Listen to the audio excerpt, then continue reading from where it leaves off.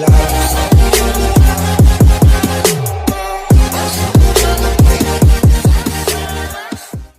students, hope all of you are fit and fine at your home. In our last topic we will discuss about the reactions of acid and base with different type of chemicals. Today we will discuss about reactions of acid and base with metal oxides. Metal oxide के साथ बेटा acid और base की reactions and with non metal oxides. तो oxides के साथ में बेटा मेटल और नॉन मेटल ऑक्साइड्स के साथ में ऑक्साइड्स दो तरीके के हमारे पास, मेटालिक एंड नॉन मेटालिक. ठीक है, तो मेटल के ऑक्साइड हैं उनको बोलते हैं बेटा मेटालिक ऑक्साइड्स, और जो नॉन मेटल के ऑक्साइड्स हैं बेटा उनको बोलते हैं हम नॉन मेटालिक ऑक्साइड्स. तो आज हम पढ़ते हैं एसिड और बेस की रिएक्शन इनके साथ. ठीक है, तो जो हमने पहले रिएक्शंस पढ़ी थी एसिड और बेस की, उसी तरीके से जो मेन सिंपल रिएक्शन होगी जब भी वो मेटल ऑक्साइड या नॉन मेटल ऑक्साइड के साथ रिएक्शन करेंगे तो बेटा क्या बनेगा हमारे पास, सोल्ट बनेगा. जब एसिड और बेस मेटल ऑक्साइड या नॉन मेटल ऑक्साइड के साथ रिएक्शन करते हैं तो सोल्ट बनेगा बेटा. हम रिएक्शंस के जो हैं वो एग्जांपल से समझते हैं. एग्जांपल लेते हैं, हमारे पास मान लिया कॉपर ऑक्साइड है, CuO कॉपर ऑक्साइड है. इसकी हम रिएक्शन करें बेटा H2O के साथ, HCl के साथ, HCl के साथ हम रिएक्शन करें तो क्या होगा बेटा, ये हमारे पास बनेगा CuCl प्लस H2O. तो आप बैलेंस करें इसको, इस तरीके से बैलेंस हो जाएगा हमारे पास कॉपर क्लोराइड और H2O. तो कॉपर ऑक्साइड ये था बेटा ब्राउन कलर का होता है. कैसे कलर का होता है, ब्राउन कलर का होता है. जब हम हाइड्रोक्लोरिक एसिड के साथ इसकी रिएक्शन करते हैं तो हमारे पास बनेगा कॉपर क्लोराइड जो कि ग्रीन कलर का कंपाउंड है बेटा, ग्रीन कंपाउंड, और H2O. तो जो मेटल के ऑक्साइड हैं उन्होंने किसके साथ रिएक्शन की है बेटा, एसिड के साथ. एसिड के साथ रिएक्शन कौन करता है, बेस. एसिड और बेस जब हमने न्यूट्रलाइजेशन की रिएक्शन पढ़ी, एसिड प्लस बेस, हमने न्यूट्रलाइजेशन रिएक्शन में पढ़ा था एसिड और जब बेस आपस में रिएक्शन करते हैं तो क्या बनाते हैं बेटा, साल्ट और H2O. जब भी एसिड और बेस आपस में रिएक्शन करते हैं जैसे NaOH प्लस HCl, ये आपस में रिएक्शन करके क्या बनाएंगे बेटा, NaCl प्लस H2O. तो एसिड और बेस जब भी रिएक्शन करते हैं तो क्या बनाते हैं बेटा, साल्ट और वाटर की फॉर्मेशन करते हैं. इसका मतलब क्या है, अगर हम एसिड की रिएक्शन मेटालिक ऑक्साइड के साथ करवा रहे हैं और साल्ट और वाटर की फॉर्मेशन हो रही है, हमारे पास साल्ट और वाटर की फॉर्मेशन हो रही है, तो क्या है जो हमारा मेटालिक ऑक्साइड है वो कैसे नेचर का होगा बेटा, एसिड और बेस आपस में रिएक्शन करते हैं तो साल्ट और वाटर बनता है. तो इसी तरीके से अगर हमारा मेटालिक ऑक्साइड और एसिड रिएक्शन कर रहे हैं तो जो मेटालिक ऑक्साइड है इसका नेचर कैसा होगा बेटा, अगर ये एसिड के साथ रिएक्शन कर रहा है तो मेटालिक ऑक्साइड कैसा बनेगा बेटा, हमारे पास बेसिक होगा. तभी तो एसिड और बेस रिएक्शन करके क्या बनाएंगे, साल्ट और वाटर. तो मेटालिक ऑक्साइड कैसे होते हैं बेटा, बेसिक नेचर के होते हैं. कैसे होते हैं, बेसिक नेचर के होते हैं हमारे. मेटालिक ऑक्साइड कैसे नेचर के होते हैं बेटा, बेसिक नेचर के. अब नॉन मेटालिक का एग्जांपल पढ़ते हैं. नॉन मेटालिक का एग्जांपल में है CO2 carbon monoxide, CO2. Non metallic oxide में क्या है बेटा, CO2. अब इसकी रिएक्शन करवाते हैं हम calcium hydroxide, CaOH2S. Calcium hydroxide क्या बेटा, एक बेस है. अगर ये आपस में रिएक्शन करते हैं तो हमारे पास बनेगा बेटा CaCO3 प्लस H2O. जब ये दोनों आपस में रिएक्शन करते हैं तो क्या बनेगा, CaCO3 और H2O. यानी जो नॉन मेटालिक ऑक्साइड है उसने किसके साथ रिएक्शन की है, बेस के साथ. क्या बनाया है, साल्ट और वाटर. तो अगर एसिड और बेस मिलते हैं तो हमारे पास क्या बनता है, साल्ट और वाटर बनता है. तो यहाँ पर बेस, इसका मतलब क्या है, नॉन मेटालिक ऑक्साइड कैसे नेचर के होंगे बेटा, हमारे एसिडिक नेचर के होंगे. कैसे नेचर के होंगे, एसिडिक नेचर. तो दो तरीके के ऑक्साइड थे हमारे पास, मेटालिक और नॉन मेटालिक. मेटालिक ऑक्साइड हमारे कैसे नेचर के थे बेटा, बेसिक नेचर के थे. और हमारे पास जो नॉन मेटालिक हैं वो कैसे नेचर के बेटा, acidic. Non metallic acidic nature के हैं और मेटालिक ऑक्साइड कैसे बेटा, हमारे पास मेटालिक ऑक्साइड हमारे पास बेसिक नेचर के. अब एक क्वेश्चन आता है, कई बार पूछ लिया जाता है कि जो आप खट्टे आपके जैसे लस्सी है, दही है, जो खट्टे सब्सटेंस हैं, आप इनको मेटल के कंटेनर के अंदर क्यों नहीं रखना चाहिए. जो खट्टे सब्सटेंस हैं, जैसे हमारे पास दही थी बेटा या लस्सी है, वो खट्टे होते हैं, उनमें क्या होता है, कौन सा एसिड होता है बेटा, जो दूध से बने हुए होते हैं हमारे, उनमें कौन सा एसिड होता है, लैक्टिक एसिड होता है बेटा। कौन सा एसिड होता है, लैक्टिक। और जो मेटल के कंटेनर हमारे घर पे होते हैं, उनके ऊपर क्या हो जाएगा, मेटल की ऑक्साइड की एक लेयर बन जाती है। जैसे मान लिया तांबे का आपके पास घर पे कोई बर्तन है, तो उस पर ग्रीन कलर की एक लेयर बन जाती है, ठीक है ना, वो ऑक्साइड बन जाएगा। और किसी चीज़ का, एल्यूमिनियम के जब हम बर्तन खरीदते हैं तो कितने चमकदार बर्तन होते हैं बेटा जब हम बाजार से बर्तन लेके आते हैं, लेकिन घर पे लेके आने के बाद आप देखो कुछ टाइम के बाद जो उनका सरफेस है वो डल पड़ जाता है। इसके पीछे रीज़न क्या है कि उन्होंने ऑक्सीजन के साथ रिएक्शन करके क्या बना लिया है, ऑक्साइड की लेयर बना ली है। तो अब जो ऑक्साइड की लेयर है वो कैसी है बेटा, मेटालिक ऑक्साइड बन गया, क्योंकि मेटल का ऑक्साइड है वो लेयर कैसी होगी बेटा, बेसिक।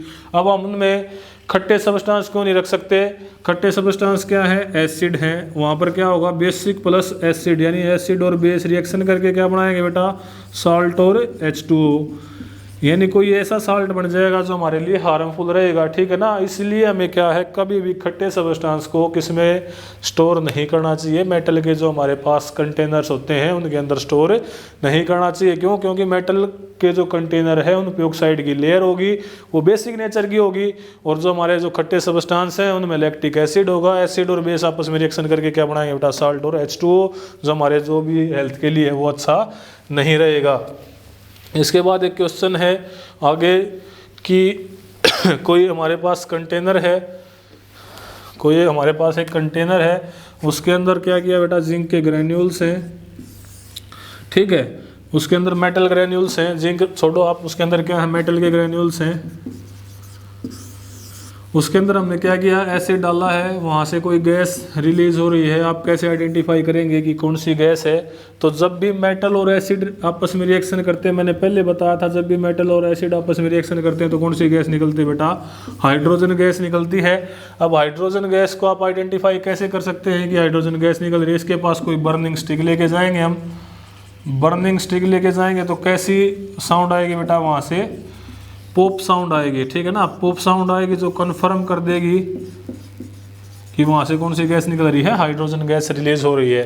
तो मेटल के साथ जब भी एसिड रिएक्शन करता है तो एक गैस निकलती है, वो कौन सी बेटा, हाइड्रोजन गैस है, जो पॉप साउंड के साथ कन्फर्म हो जाएगी। इसके बाद एक क्वेश्चन और है कि हमारे पास कोई कार्बोनेट है, उसके अंदर हमने एसिड डाल दिया है, और हम वहाँ से जो गैस निकल रही है उसको किसी बर्निंग चीज़ के पास लेके गए, और वो बर्निंग जो ऑब्जेक्ट था वो बंद हो गया जलना, तो कौन सी गैस है बेटा, जब भी कार्बोनेट्स, आप ध्यान दें, जब भी कोई भी कार्बोनेट है, कार्बोनेट्स का फॉर्मूला जिसके पीछे CO3 लिखा हुआ हो, जब भी कोई कार्बोनेट्स क्या करेंगे बेटा, एसिड के साथ रिएक्शन करेंगे तो ब्रिक एफरवेंसिस, CO2 गैस रिलीज होगी बेटा, CO2 गैस, ब्रिस्क एफरवेंसिस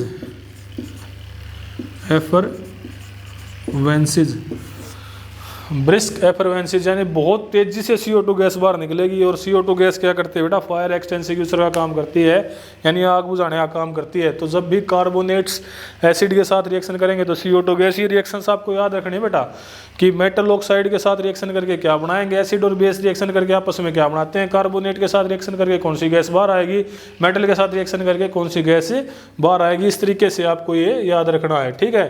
इसके बाद अगला जो टॉपिक है उसमें क्या है कि हमने जब पढ़ा कि मेटल के साथ में जब वो रिएक्शंस करते हैं हमारे एसिड्स, मेटल और एसिड्स जब रिएक्शन करते हैं बेटा तो कौन सी गैस निकलती है, हाइड्रोजन। मेटल और बेस रिएक्शन करते हैं तो कौन सी गैस निकलती है बेटा, हाइड्रोजन। इसका मतलब क्या है कि कॉमन क्या है एसिड और बेस में, हाइड्रोजन। यहाँ से हम एज्यूम कर रहे हैं कि वहाँ पर क्या होना चाहिए, हाइड्रोजन होना चाहिए। इसका मतलब जिन कंपाउंड्स में हाइड्रोजन है वो एसिडिक या बेसिक किसी ना किसी तरीके से बिहेव करना चाहिए उनको, कि या तो एसिडिक होंगे या बेसिक होंगे। इसके लिए हम एक एक्सपेरिमेंट करते हैं बेटा, एसिडिक और बेसिक कुछ कंपाउंड लेते हैं, जैसे हमने HCl ले लिया, HNO3 ले लिया, NaOH ले लिया, ग्लूकोज C6H6O12 ग्लूकोज ले लिया बेटा, C2H5OH alcohol, sodium hydroxide base है बेटा ये, नाइट्रिक एसिड एसिड है और ये भी क्या है, एसिड हाइड्रोक्लोरिक एसिड। तो हम एक्सपेरिमेंट करते हैं। एक एक्सपेरिमेंट में क्या करें बेटा, एक बीकर लेंगे हम। बीकर के अंदर क्या होगा बेटा, हर बार हम सॉल्यूशन को बदल देंगे। नीचे बेस पे क्या होगा, दो हमारे पास इस तरीके से आयरन नेल्स हैं, ये कॉर्क है, कॉर्क ये सॉल्यूशन है बेटा। हर बार सॉल्यूशन चेंज होगा, एक बार HCl होगा, एक बार HNO3 NaOH, इस तरीके से ये नेल्स है आयरन। ठीक है, आप इनको क्या करेंगे बेटा, ऊपर कनेक्ट कर देंगे बैटरी के साथ।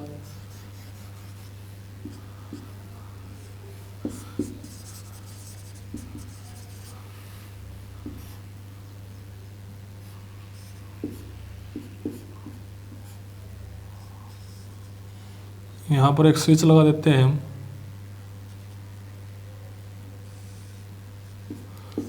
सिक्स वोल्ट बैटरी होगी हमारे पास, ये क्या है, स्विच है।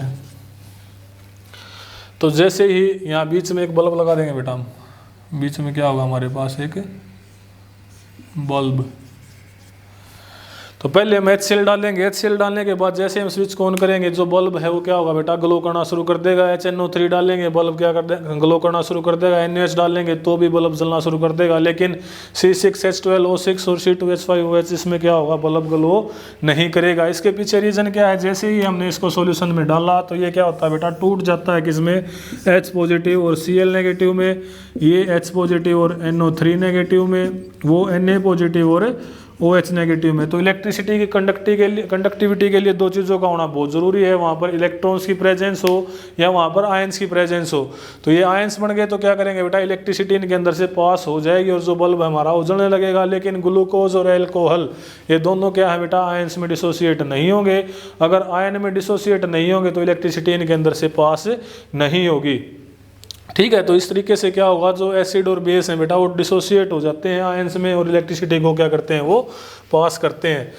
तो जब हम इनको मेटल में, जब हम इनको वाटर में डिजोल्व करते हैं तब क्या होता है बेटा, व्हाट डज कॉमन है, इनके पास क्या है कॉमन। तो जब हमने क्या किया, वाटर के अंदर इनको डिजोल्व करके देखा, वाटर के अंदर डिजोल्व करके देखा बेटा इनको, तो क्या है, एसिड्स के पास में क्या आया, H पॉजिटिव आयन क्या है, कॉमन आया बेटा। एसिड के पास में जो कॉमन आयंस हैं वो क्या मिले हमें, H पॉजिटिव। और जब हमने बेस को वाटर के अंदर डिजोल्व करके देखा तो क्या मिला हमें, OH जो है बेटा वो कॉमन आयंस मिले हमें। तो एसिड और बेस में क्या है, H पॉजिटिव कॉमन है और OH में क्या है, बेस में क्या बेटा, OH नेगेटिव आयन कॉमन है। तो H पॉजिटिव और OH कब मिलते हैं हमें, जब ये वाटर में डिजोल्व होते हैं। बगैर वाटर के अपने एसिडिक और बेसिक कैरेक्टर शो नहीं करते। विदाउट वाटर एसिड और जो बेटा बेस हैं वो अपने कैरेक्टर शो नहीं करेंगे। विदाउट वाटर एसिड और बेस अपने एसिडिक और बेसिक कैरेक्टर शो नहीं करते। जैसे ही हम इन्हें वाटर के अंदर डिजोल्व करते हैं तो एसिड क्या करेंगे, H पॉजिटिव आयन रिलीज करेंगे और बेस क्या करेंगे बेटा, OH नेगेटिव आयन रिलीज करेंगे और ये एसिडिक और बेसिक कैरेक्टर शो करने लग जाएंगे। ठीक है, तो इस तरीके से हमने इनकी ऑक्साइड के साथ रिएक्शन पढ़ी। कुछ एक हमने क्या पढ़ा बेटा, इनके जो क्वेश्चंस जो आते हैं हमारे, उसके बाद हमने पढ़ा कि जो इनके अंदर कॉमन क्या है, एसिड के अंदर कॉमन है H पॉजिटिव और बेस के अंदर कॉमन क्या है, OH नेगेटिव। और ये अपनी प्रॉपर्टी तभी शो करते हैं जब इनको हम वाटर के अंदर डिजोल्व करते हैं। उम्मीद करता हूँ बेटा आप लोगों को ये जो टॉपिक था हमारा ये समझ में आ गया है। अगर कोई प्रॉब्लम है तो आप मुझसे जूम क्लास पे इसके बारे में डिस्कस कर सकते हैं। थैंक यू बेटा।